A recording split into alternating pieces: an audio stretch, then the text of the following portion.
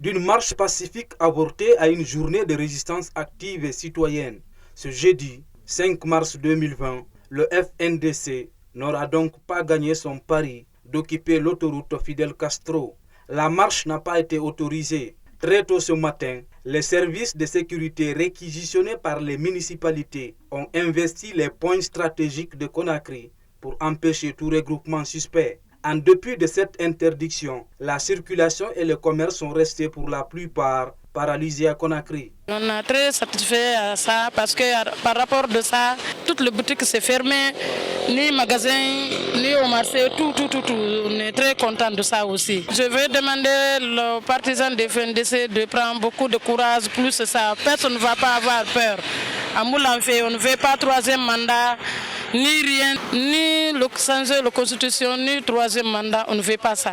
Malgré la présence du groupe d'experts de la CEDEAO à Conakry pour l'audit du fichier électoral, le FNDC n'entend pas baisser la garde. Le front multiplie la pression sur le régime de Conakry à travers des journées de contestation dans les quartiers, à défaut d'un itinéraire précis. Le gouvernement a accepté, avec le président Alpha Condé, de repousser les élections une fois. Ça, c'est un gain pour le FNDC. C'est tout à fait une victoire.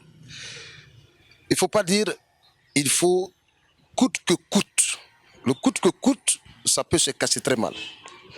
Donc si on dit qu'on n'a pas confiance à ceci, donc c'est qu'on n'a pas confiance à l'institution.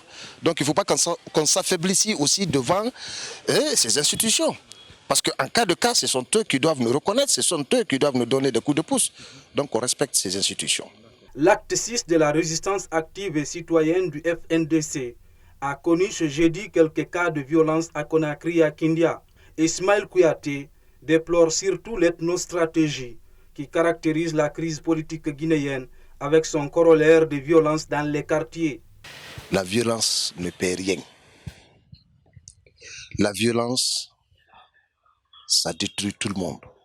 Comme on est très mal parti, attendons les présidentielles. Il faut fournir de l'effort, il faut s'organiser, il faut toujours changer de stratégie, voir les élections 2020, comment ça va se passer aux élections présidentielles.